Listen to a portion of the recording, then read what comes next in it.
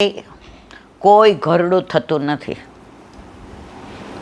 ઠાકોરજી ઘરડા થાય ને પહેલાં જ લઈ લે છે. આજે સવારે ઉઠીએ ને ત્યારે હું અમને કહું, બાપરે હવે આ શરીરના દુખાવો તો લોહી પી ગયો છે. પછી નાહી ધોઈને તૈયાર થઈને જેવા અંદર જઈએ ને 2 વાગ્યા સુધી ભૂલી જાઉં કે મને કાંઈ તકલીફ છે. જેવા 2 વાગે બહાર આવીએ, હું કહું તૃપ્તિ હવે આકાશને કહેવું પડશે કોઈક મોટા ડૉક્ટર પાસે. તૃપ્તિ કે 2 વાગ્યા સુધી કાંઈ ડૉક્ટર યાદ નહોતા આવતું. એનું કારણ એ છે પ્રભુનું સાનિધ્ય છે, પ્રભુની સન્મુખતા છે. એનું સામર્થ્ય કેટલું છે કે ડૉક્ટર એમ કહેતા હોય કે તમે ઢાંકણી નહીં બદલાવો તો 1 ડગલું નહીં ચાલી શકતા, એની પાસે ચલાય છે. એ સાક્ષાત છે જ. જો બધાના ઘરે પુષ્ટ કરાવેલા ઠાકોરજી ના હોય, રમકડા ના હોય, તો આવો આનંદ ન આવે. આટલી અંદરની જે એક અભિલાષા કે સત્સંગમાં જવું છે. બાકી તમે 5-10 ન આવ્યા હોય તો કાંઈ હું થોડા સંબંધ કાઢી નાખવાની હતી, બગાડવાની હતી. પણ શું કામ? મારા માથે બિરાજતા મારા ઠાકોરજીની વાતો છે. નવનીત પ્રિય શાસ્ત્રી, જેનું વ્રજ વિહાર હું વાંચું છું, 40 વર્ષ પહેલાં એમની સપ્તાહ એટલે કે કથા એટલે કે ભાગવત એ પૈસા નહોતા લેતા. વાસણામાં હતું ત્યારે હું જોબ કરતી હતી. હવે 3 થી 6 તો મેં 7 દિવસની અડધી સીએલ લીધી. સવારે ઓફિસ જાઉં તો એમણે ચોથા દિવસે સરસ કીધું, એ કે આટલા બધા બેઠા છે, એમાં ભાગવતમાં હું કયા કૃષ્ણની વાતો કરું છું, કયા કૃષ્ણને હું તમને સમજાવું છું, કયા કૃષ્ણને હું ઓળખાવું છું, કયા કૃષ્ણને તમારી સાથે સંબંધ છે એ હું સાબિત કરું છું. જો આમાંથી એક બી જણ મને સાચો જવાબ આપે તો આ સોનાની કંઠી હું એના ગળામાં પહેરાવી દઉં. આપણે તો 0 જ હતા, અત્યારે 0 જ છીએ. એટલે મેં તો સારું મને આવડી જાય ને તો આ સોનાની કંઠી મળી જાય. ત્યારે આ જ વૃત્તિ, પૈસા કેમ મળે, અને એક નાકની ચૂકે હાંચી નહીં, પૈસા જ નહોતા. એટલે મનમાં આવો સ્વાર્થ ભાવ આવ્યો. પણ કોઈ દી આ બધું વાંચ્યું હોય, સાંભળવું હોય તો આવડે ને. બધાને પૂછ્યું, જે એના યજમાન હતા એને પૂછ્યું, કોઈ કે કોઈએ જવાબ ના આપ્યો. કોઈએ કીધું કે તમે નવનીત પ્રિયાજીની વાત કરો છો, કોઈએ કીધું દ્વારકાધીશની કરો છો. ત્યારે એમણે સરસ કીધું, મારા વાલા, હું જે કૃષ્ણની ભાગવતમાં વાત કરું છું એ તમારા ઘરે તમારા માથે બિરાજતા ઠાકોરજીની વાત કરું છું. તમે એમ માનો છો અત્યારે આપણા ઠાકોરજી અહીંયા બિરાજે જ છે. તમે બધા આવ્યા છો ને સત્સંગ માટે આવ્યા છે, તો તમારા લાલા તમે એવું માનો છો ઘરે હશે? એને એની વાતો સાંભળવી બહુ ગમે છે. નારદજીએ પૂછ્યું, ભગવાન પ્રભુ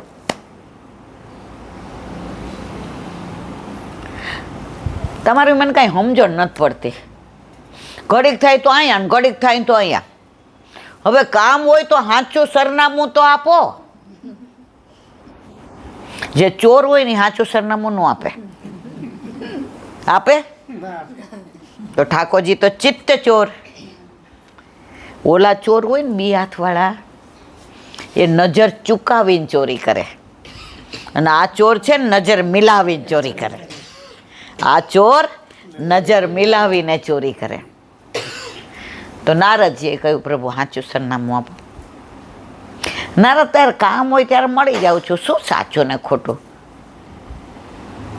નારદજી કે હરિ તારા નામ છે હજાર, કયે નામે લખવી કંકોતરી, રોજ રોજ બદલે મુકામ, કયે નામે લખવી કંકોતરી. કોઈ તને રામ કહે, કોઈ તને શ્યામ કહે, કોઈ કહે નંદનો કિશોર, કયા નામે લખવી કંકોતરી, હરિ તારા છે હજાર નામ, કયે નામે લખવી કંકોતરી. ઠાકોરજી કીધું, સાંભળ નારદ, મારું કાયમી સરનામું.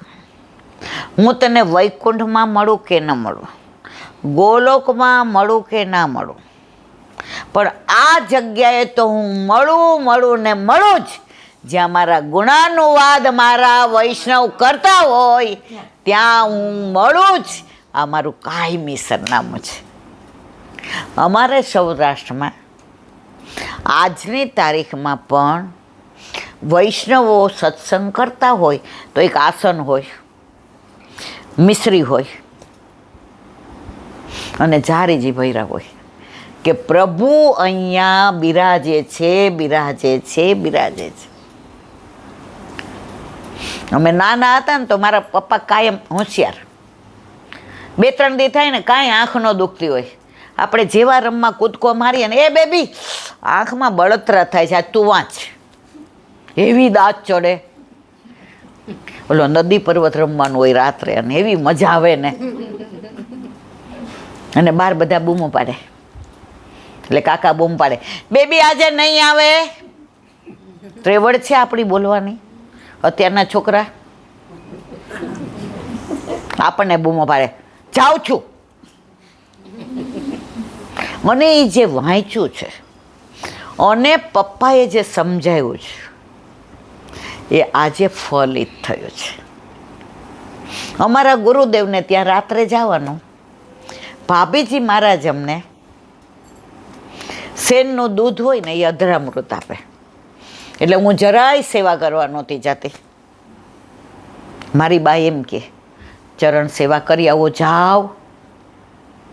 આપણે મહાદોંગા, મને દૂધ બહુ ભાવતું હતું, પણ તમને સાચું કહું, ભાભીજી અમને રોજ માનસી કરાવતા. ઓડેલની માનસી, ગિરિરાજની માનસી, ગોકુળની માનસી, અને સવારના તમે જાગો એટલે નંદ ઉત્સવ તમારી પથારીમાં જ કરવાનો.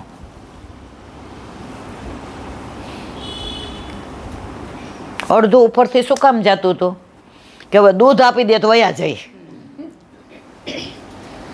ત્યારે આપણે નાના હતા, પણ ત્યારે એ વાવ્યું ને તો અત્યારે ઉગ્યું. એમ આપણા છોકરાને જો આપણે અત્યારે જો આરાધ્યાને તમે ગમે ત્યારે ઓચિંતાનું કહો ને વાર્તા કે થોડીક વાર લાડકો થાય, પણ પછી તો એ કહીને કે જ, કારણ કે એ બે નાના હતા ને આ લોકો ભેગા નહોતા સૂતા, અમારી ભેગા જ હોય. લાલચ કઈ આપીએ, હાલ વાર્તા કહું, એટલે બે એમ કે કાનુડાની કહેશો. તો આ કાનુડાની વાર્તા તમે બધા તમારા છોકરાઓને કહેજો.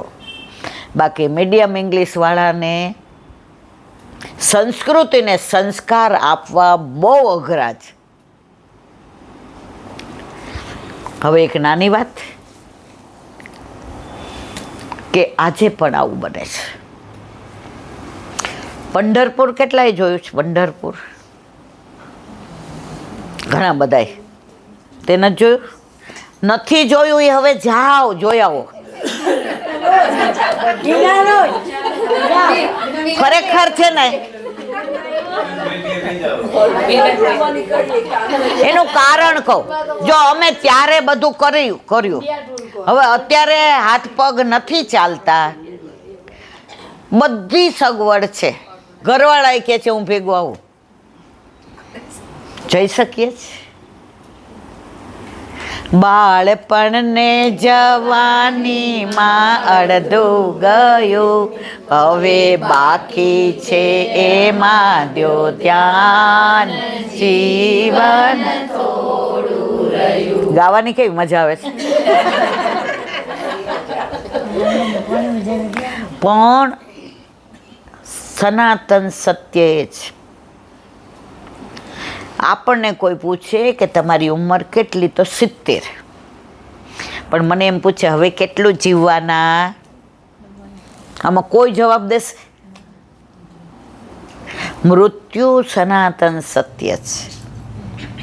સમજ્યા ત્યાંથી સવાર. 2 ભાઈઓ હતા, ભેગા રહેતા હતા, બહુ જ બનતું હતું.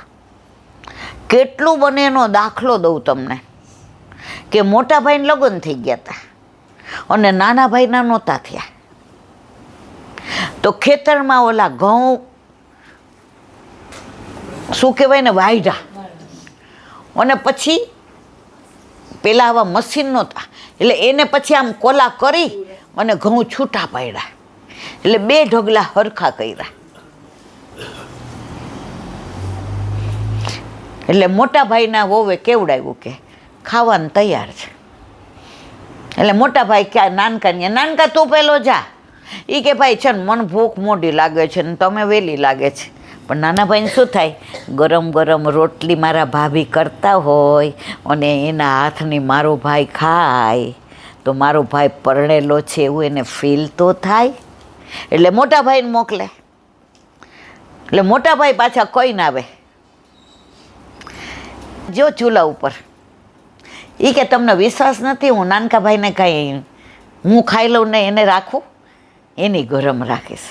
તો એકવાર આ ઢગલા થઈ ગયા ને પછી મોટા ભાઈ જમવા ગયા. તો નાના ભાઈએ વિચાર્યું મારો મોટો ભાઈ પરણી ગયો છે, હવે એનું ફેમિલી મોટું થશે, હું હજી એકલો છું, એનાથી ને 5 વર્ષ નાનો છું, હજી મારે લગ્ન થવાની વાર છે. તો આટલા બધા ઘઉં મારા ભાગમાં આવ્યા, હું શું કરીશ? એણે એવું ન વિચાર્યું વેચીશ, પૈસા ભેગા કરીશ તેમ પૈસા. મારા ભાઈને ખબર ન પડે ને એમ 10 મણ ઘઉં, એ જમાનામાં મણ હતા, કિલો નહોતા, 10 મણ ઘઉં મારા ભાઈના ઢગલામાં નાખી દો એને. અને મારા ભાઈની ફેમિલી હવે વધવાની છે, એટલે એણે 10 મણ ઘઉં મોટા ભાઈના ઢગલામાં.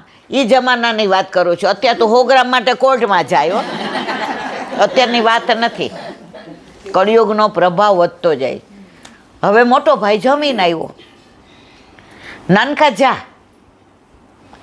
નાનો એમ કે ભાભી મને છે ને ટાઢી રોટલી ભાવે છે, તમે હું કામ બેઠા રહ્યો ચૂલા ઉપર?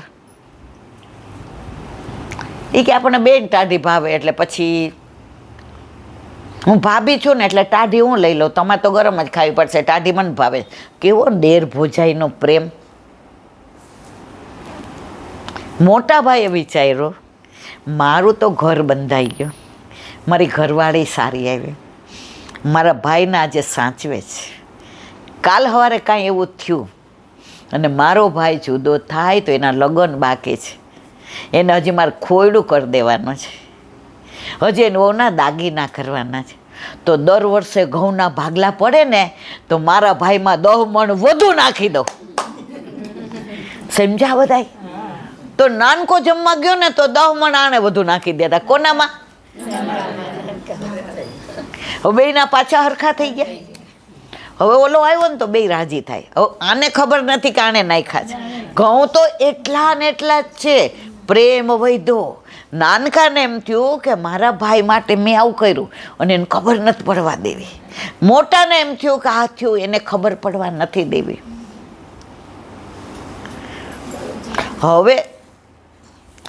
હવે ઘરે આવ્યા 2 સાંજે તો આગ લાગી ઘરમાં.